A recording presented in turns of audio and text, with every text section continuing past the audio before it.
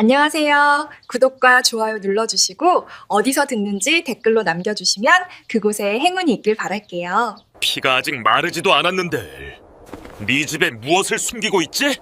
아무것도 없습니다. 매서운 겨울바람이 대답 대신 울었다. 사냥꾼은 짐승 가죽을 두른 거친 사내였다. 그의 매서운 눈이 마당에 희미하게 남은 붉은 자국을 훑었다. 빗자국은 눈에 덮여 거의 사라졌지만 의심을 지우기엔 역부족이었다. 그는 윤서의 등 뒤 굳게 닫힌 서재문을 뚫어지게 쳐다보았다. 그 시선이 너무도 날카로워 윤서는 등이 서늘했다. 하지만 그는 한치도 물러서지 않았다. 서재 뒷뜰에는 가녀린 흰 여우가 부러진 다리를 감싼 채 떨고 있었다. 윤서는 그 작은 생명의 온기를 지키기로 마음먹었다. 서늘한 결심이 그의 눈빛에 깃들었다. 이것이 운명의 첫 씨를 꿰는 일인 줄은 까맣게 몰랐다. 칼바람이 애고 만물이 소생하는 봄을 지나 반년이 흘렀다. 윤서의 집에 뜻밖의 손님이 찾아왔다. 늙은 중매쟁이가 젊은 과부 하나를 데리고 온 것이다. 성은 한시라 했다. 여인은 고개를 푹 숙인 채 말이 없었다. 자태는 단정했으나 그늘이 깃든 얼굴이었다. 중매쟁이는 입에 침이 마르도록 여인의 참한 성품을 칭찬했다. 혼인 이야기가 오가자 한씨 부인은 딱 한 가지를 청했다. 다른 예물은 고사하고 패백조차 원치 않는다는 것이었다. 그저 몸만 들어가 윤서와 그의 노모를 봉양하게 해달라 간청했다. 윤서는 그저 고개를 끄덕일 뿐이었다. 그날로 윤서의 집은 달라졌다. 한씨 부인은 새벽같이 일어나 쇠약한 시모의 시중부터 들었다. 눈먼 시모의 대소변을 받아내고 따뜻한 물로 몸을 닦아들였다. 정성껏 끓인 미음은 시모의 입맛을 돋우었다. 집 안 구석구석 묵은 먼지가 사라지고 윤기가 돌기 시작했다. 끼니 때마다 갓 지은 밥과 따뜻한 국이 상에 올랐다. 생기라곤 없던 낡은 집에 사람 사는 온기가 차오르기 시작했다. 윤서의 늙은 어머니는 며느리의 손길에 오랜만에 환한 웃음을 보였다. 하지만 사람의 입은 가만히 있지를 못했다. 마을 안악들이 빨래터에 모여 수군거리기 시작했다. 좋은 소문은 아니었다. 글쎄, 어디서 굴러먹던 여인인지도 모르고 살림을 합쳤다지. 그들은 근본도 모르는 여인이 윤서의 집안을 망칠 것이라 입을 모았다. 너무 완벽한 모습이 오히려 의심을 샀다. 복덩이가 아니라 애군을 몰고 온 여우일지 모른다는 흉흉한 말까지 나돌았다. 윤서는 그런 소문에 애써 귀를 닫았다. 그는 아내의 헌신적인 모습에 그저 감사할 따름이었다. 퇴근하고 돌아온 그를 맞는 따뜻한 저녁상과 단정한 아내의 모습은 꿈만 같았다. 그러나 밤이 깊어 모두가 잠든 시간, 윤서는 잠 못 이루고 뒤척였다. 모든 것이 완벽했다. 너무나도 완벽해서 오히려 비현실적으로 느껴졌다.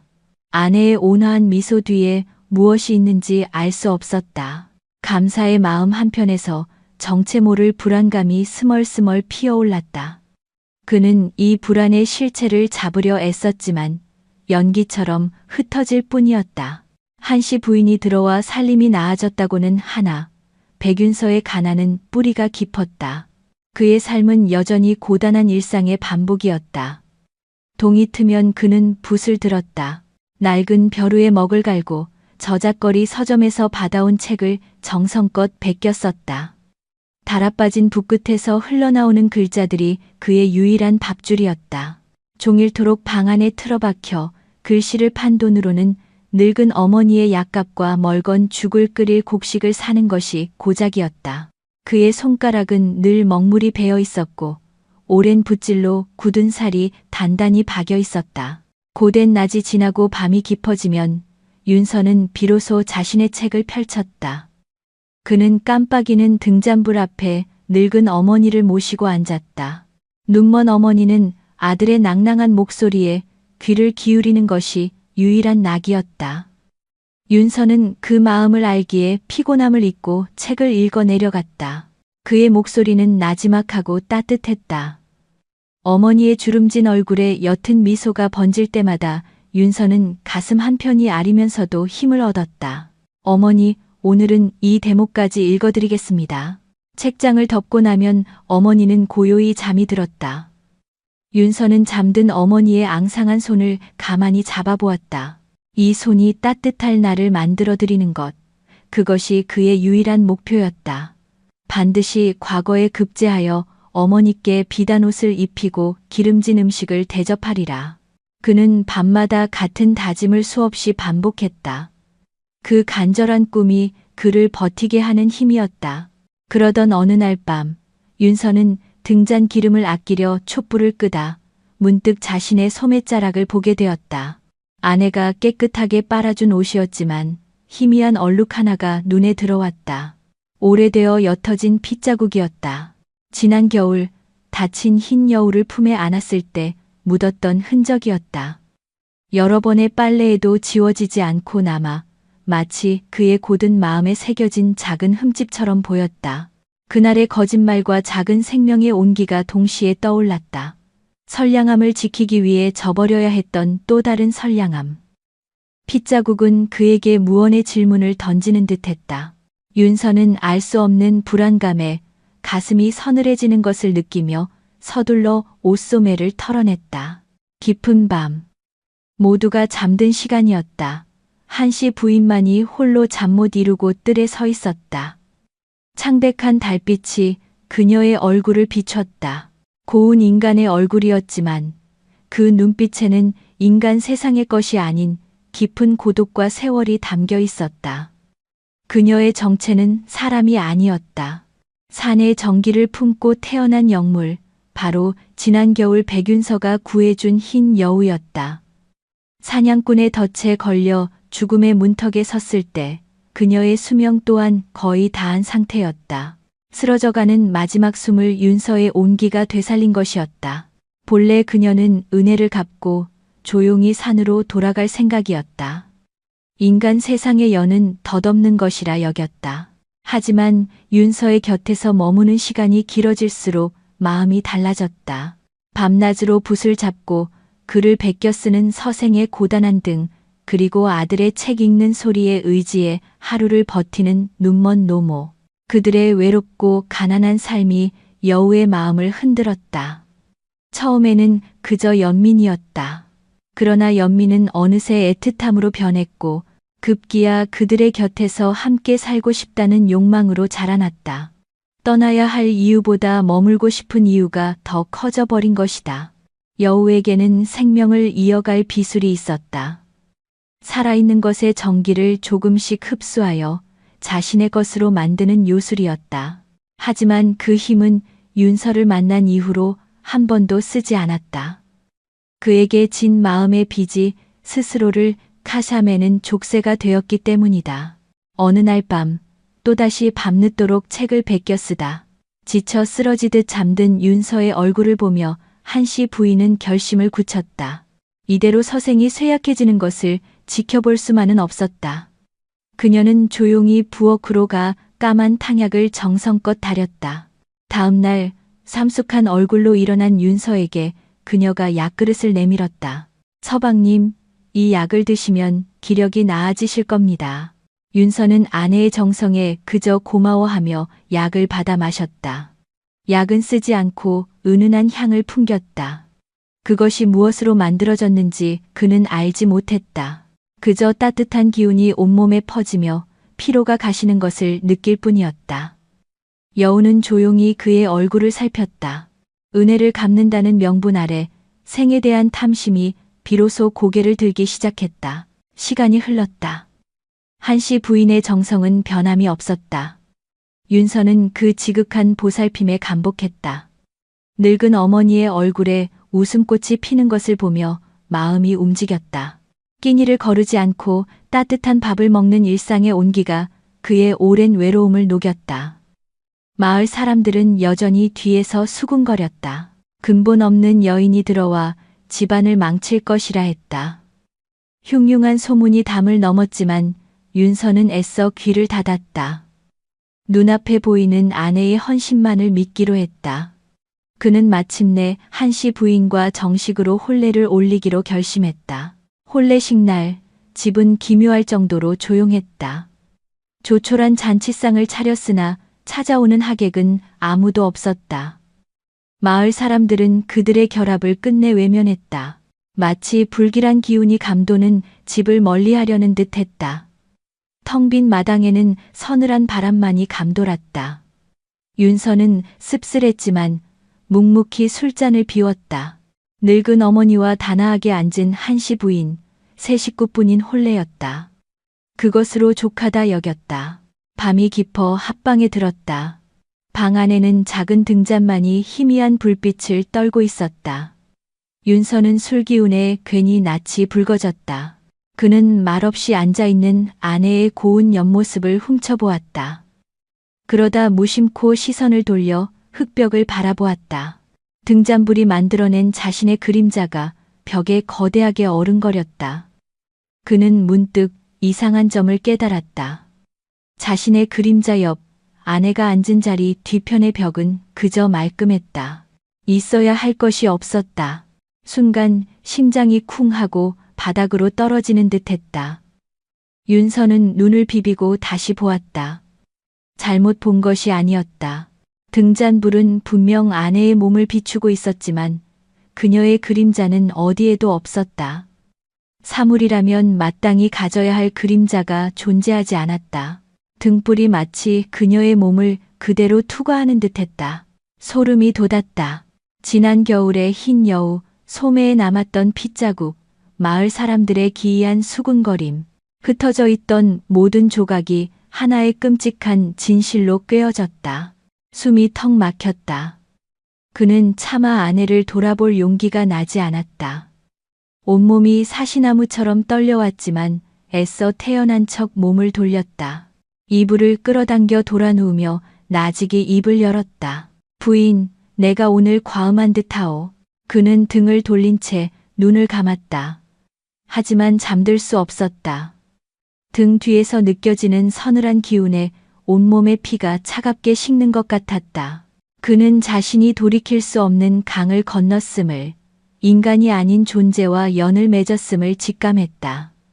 어둠 속에서 그는 뜬 눈으로 밤을 새웠다. 윤서의 조촐한 혼례가 끝난 지 얼마 지나지 않아서였다. 마을의 음습한 기운이 번지기 시작했다. 가장 먼저 탈이 난 것은 기운 약한 아이들이었다. 어제까지 흙장난을 치며 마당을 뛰어놀던 아이들이 하나둘 자리에 누웠다. 열이 펄펄 끓는 것도 아니요, 배를 앓는 것도 아니었다. 그저 까닭 없이 눈에 띄게 생기를 잃고 시름시름 알아갈 뿐이었다. 어미들이 아무리 정성껏 약을 다리고 미음을 쑤어 먹여도 아이들은 고개를 저었다. 해가 갈수록 아이들의 얼굴은 백지장처럼 하얗게 질려갔다. 의원은 고개를 저으며 원인을 알 수 없다고만 했다. 마을 전체에 무거운 침묵이 내려앉았다. 흉흉한 일은 사람에게만 그치지 않았다. 기름지게 자라던 논밭의 벼들이 하루가 다르게 누렇게 말라갔다. 마치 땅의 모든 기운이 통째로 뽑혀나가는 듯했다. 더욱 섬뜩한 일은 산에서 벌어졌다. 외양간에 메어둔 소가 밤사이에 감쪽같이 사라졌다. 다음 날 아침 소는 산기슭에서 싸늘한 주검으로 발견되었다.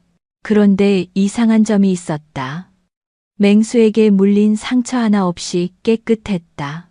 마치 잠을 자듯 누워 있었지만 몸에는 피 한 방울 남아있지 않은 듯 미라처럼 바싹 말라 있었다. 그런 흉측한 일이 한두 번이 아니었다. 닭과 돼지, 심지어 개까지 밤사이에 그렇게 죽어나갔다. 사람들의 두려움은 곧 분노가 되어 한 곳을 향했다. 바로 백씨 집안에 굴러들어온 정체불명의 과부였다. 처음에는 그저 뒷담화 수준이던 말들이 이제는 공공연한 손가락질이 되었다. 빨래터에서는 그녀가 요물이라는 소리가 나왔다. 저작거리에서는 그녀가 마을의 전기를 빨아먹고 있다는 험한 말이 돌았다. 윤서가 지나갈 때마다 사람들은 슬금슬금 자리를 피하거나 노골적으로 침을 뱉었다. 견디다 못한 마을 사람들은 결국 용하다는 무당을 불러왔다. 마을 어귀 가장 큰 공터에 구판이 벌어졌다. 징과 꽹과리 소리가 요란하게 울리고 무당은 작두 위에서 칼춤을 추었다. 한참을 미친 듯이 뛰놀던 무당이 갑자기 춤을 뚝 멈췄다. 허공을 향해 눈을 부라리던 그녀가 날카로운 목소리로 소리쳤다. 마을 어딘가에 산자의 생명을 빨아들이는 흡정의 단이 섰다는 것이었다. 그 사악한 것이 아이들의 숨을 앗아가고 가축의 피를 말리고 땅의 기운을 훔치고 있다고 경고했다. 무당의 말에 마을 사람들의 얼굴은 사색이 되었다. 이 소문은 마침내 관아에까지 들어갔다. 사태가 심상치 않음을 깨달은 현감은 즉시 조정에 장계를 올렸다. 그리고 날랜 포졸 몇을 뽑아 마을로 급파했다. 마을의 괴이한 일들을 낱낱이 조사하라는 엄명이 떨어졌다. 서슬퍼런관의 개입은 불안에 떨던 마을 사람들에게 작은 위안이 되기도 했지만 동시에 더 큰 폭풍이 몰려오고 있음을 예고하는 듯했다. 관아의 명이 떨어지기가 무섭게 포졸들이 백시 집안으로 들이닥쳤다. 낡은 대문이 부서져라 열리고 서슬퍼런 기세에 마당의 공기마저 얼어붙었다. 그들은 다짜고짜 집안으로 밀고 들어와 샅샅이 뒤지기 시작했다. 늙은 어머니의 방에서는 낡은 이불이 마당으로 내동댕이 쳐졌다. 부엌에서는 그릇 깨지는 소리가 요란하게 울렸다. 윤서가 항의할 틈도 없었다. 포졸 하나의 억센 손이 그의 어깨를 짓눌렀다. 그는 짐승처럼 내몰려 마당 한가운데 무릎 꿇려졌다.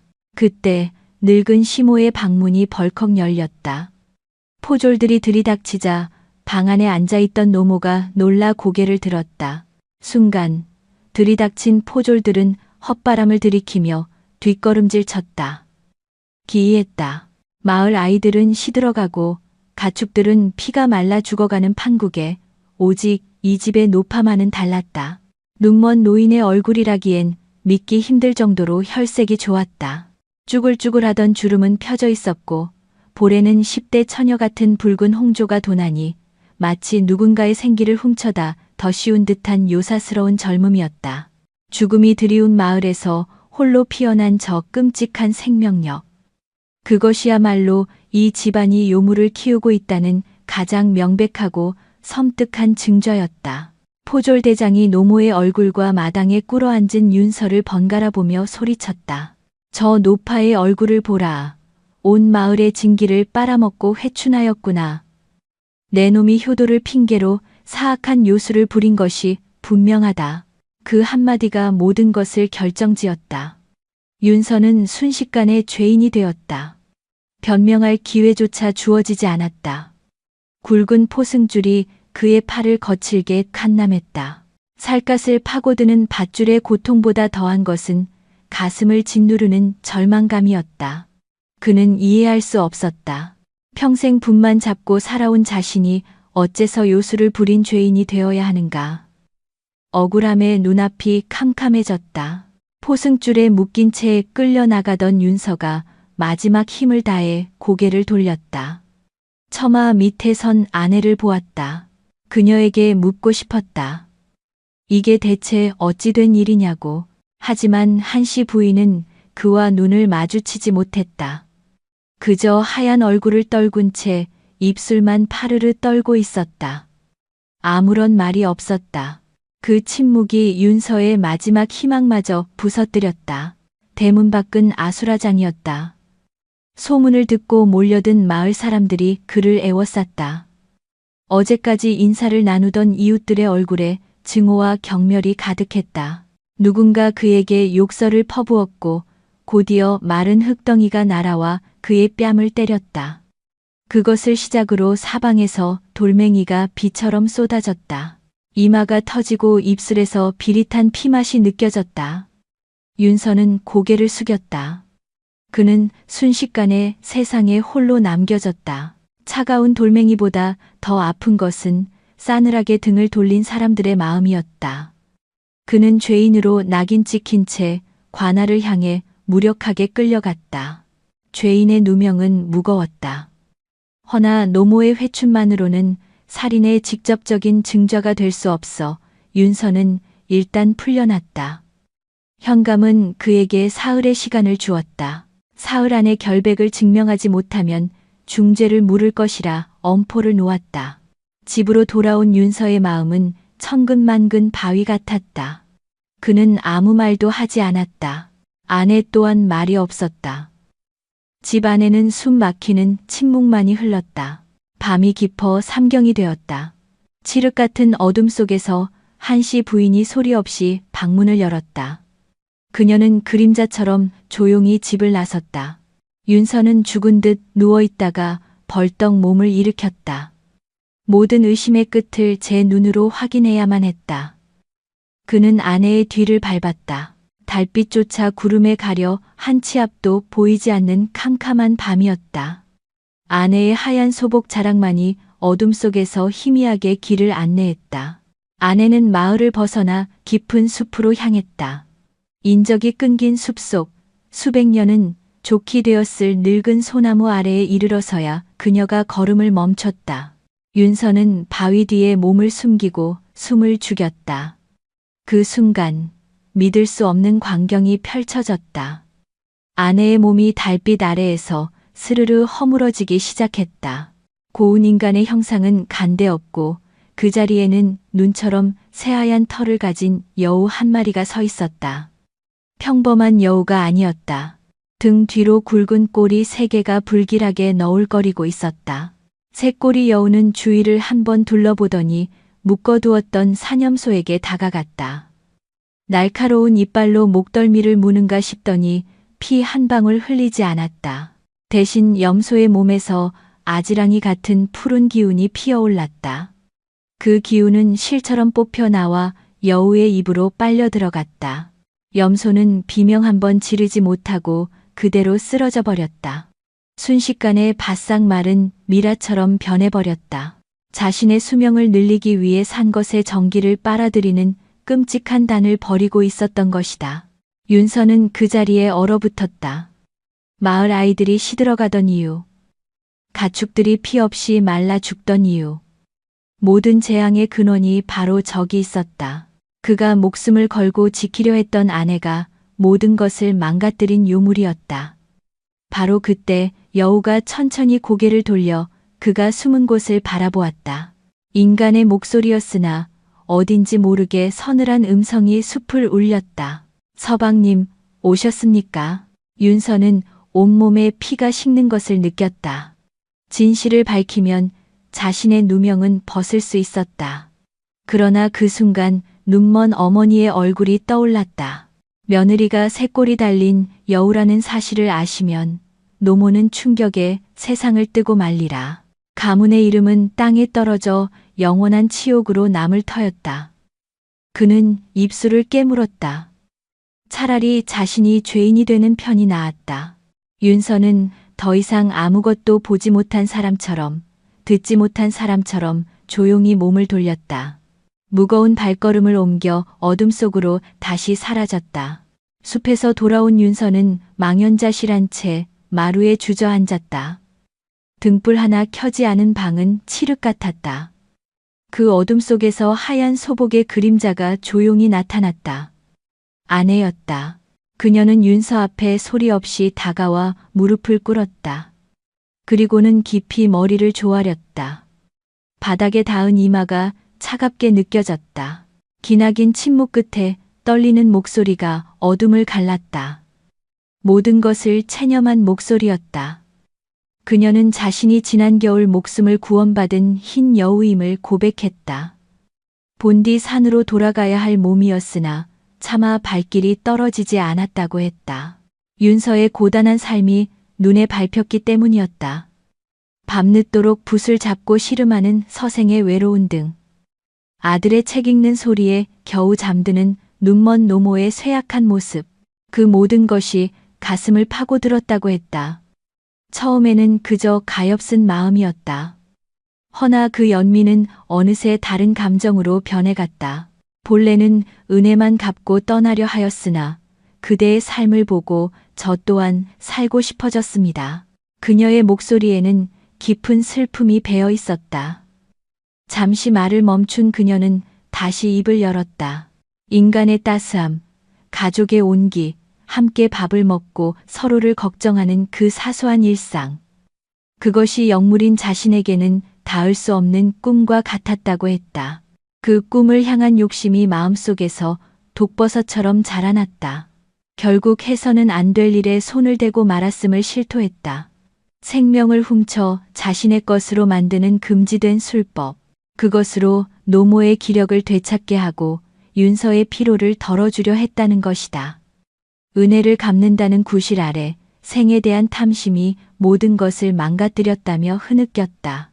윤서는 아무 말도 할 수 없었다. 아내의 고백은 그의 혼란스러운 마음을 송두리째 흔들었다. 그녀는 아기를 품은 요물이 아니었다. 은혜를 갚으려다 길을 잘못 든 어리석고 가여운 존재였다. 어긋난 연민과 비틀린 욕망이 빚어낸 비극이었다.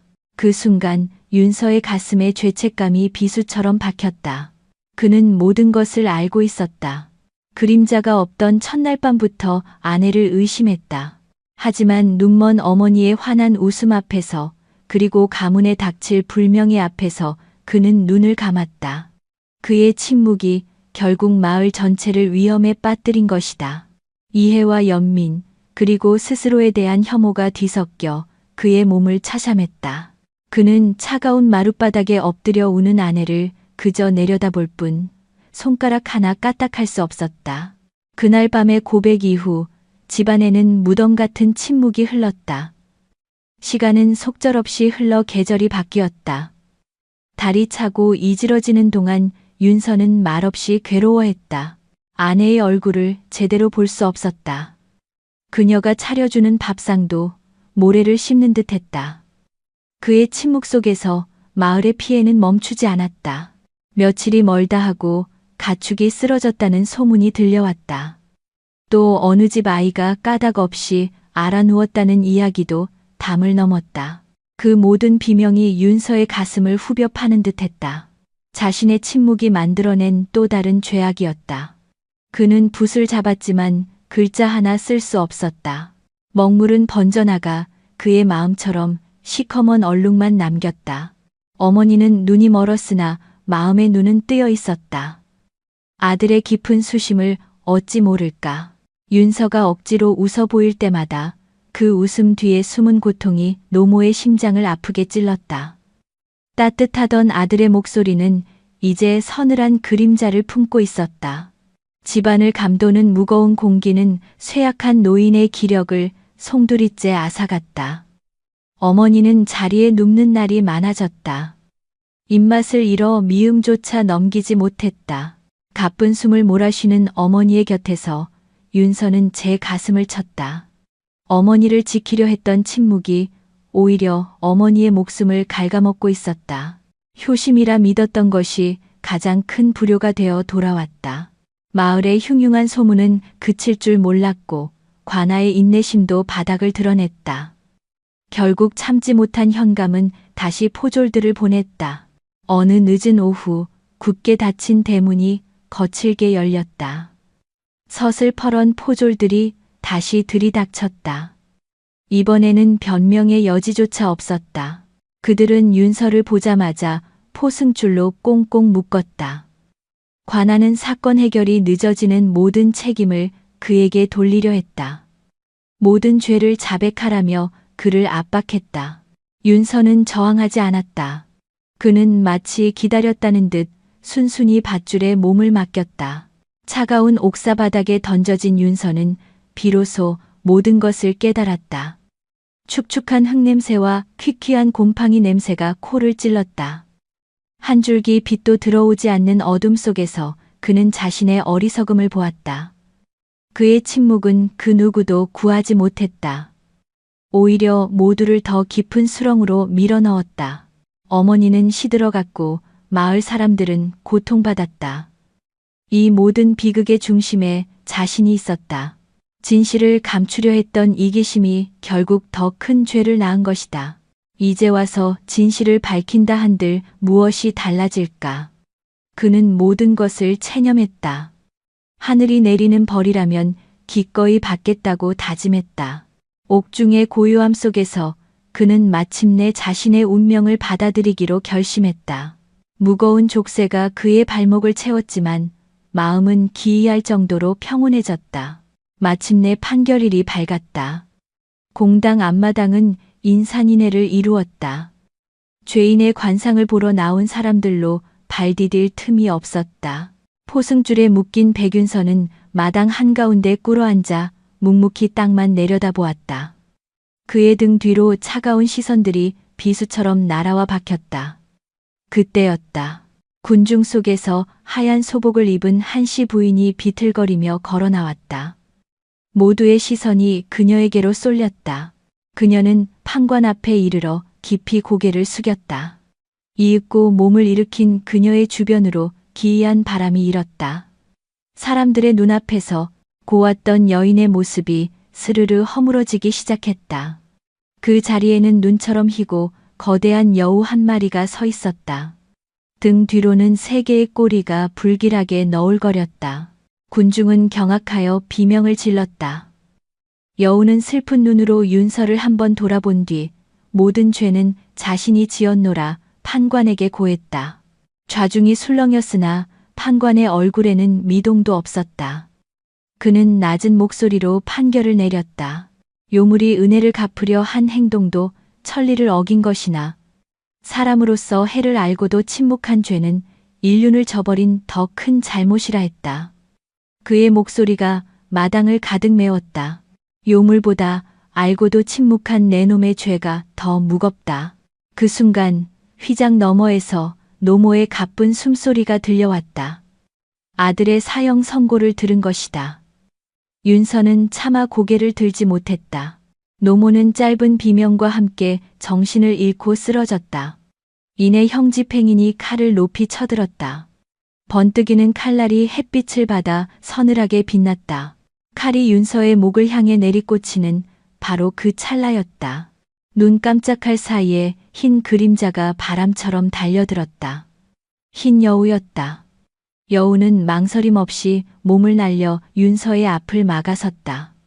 육신을 가르는 둔탁한 소리가 울렸다. 칼은 여우의 등을 깊이 베었다. 그러나 피는 튀지 않았다. 대신 여우의 몸이 붉은 안개처럼 화하며 스르르 흩어지기 시작했다. 요사스러운 기운의 근원이던 요단이 무너지는 순간이었다. 붉은 안개가 걷히자 마을을 짓누르던 음습한 사기도 거짓말처럼 사라졌다. 공기는 다시 맑아졌고 세상은 아무 일도 없었던 듯 고요해졌다. 판관의 최종 판결이 떨어졌다. 백윤서는 요물을 두둔하고 인륜을 어지럽힌 죄로 마땅히 참수형에 처해야 했다. 허나 요물이 스스로를 희생하여 마을을 구한 정상을 참작했다. 목숨은 부지하게 해주었다. 대신 판관은 윤서에게 죽음보다 더한 벌을 내렸다. 평생 과거에 응시할 자격을 박탈한다는 명이었다. 선비에게 붓을 꺾는 것은 생명을 거두는 것과 같았다. 윤서는 아무 표정 없이 판결을 들었다. 모든 것을 체념한 자의 얼굴이었다. 집으로 돌아온 지 사흘째 되던 날이었다. 쇠약해진 노모는 새벽녘에 조용히 눈을 감았다. 아들의 망가진 삶을 더는 지켜볼 힘이 없었던 것이다. 유언 한마디 남기지 않은 고요한 죽음이었다. 어머니의 죽음과 함께 백씨 집안은 완전히 몰락했다. 윤서는 제 손으로 어머니를 양지바른 들판 끝에 묻었다. 오가는 이 하나 없는 외로운 무덤이었다. 이듬해 봄, 어머니의 무덤가에 이상한 풀이 돋아났다. 가늘고 흰 잎이 마치 여우의 털 같았다. 그 풀은 이상하게도 사계절 내내 시들지 않았다. 여름의 땡볕에도 가을의 서리에도 겨울의 눈보라 속에서도 늘 새하얗게 서 있었다. 사람들은 그 풀이 죽은 여우의 넋이라 수군거렸다. 어떤 이는 윤서의 죄가 뿌리 내린 것이라 했다. 그 흰 풀은 그의 삶이 끝나는 날까지 그림자처럼 그를 따라다녔다. 윤서는 다시 붓을 잡았다. 하지만 그의 글에는 더 이상 희망이 없었다. 그는 과거 급제라는 꿈을 잃은 채 그저 먹고 살기 위해 글을 베꼈다. 먹을 갈고 글자를 쓰고 푼돈을 받아 멀건 죽을 쏘았다. 세월은 무심히 흘러 그의 검은 머리에 서리가 내렸다. 사람들은 백발이 성성한 그를 보며 나직이 말했다. 어떤 죄는 단칼에 사람을 베지 않는다고. 평생에 걸쳐 서서히 그 사람의 영혼을 죽여갈 뿐이라고.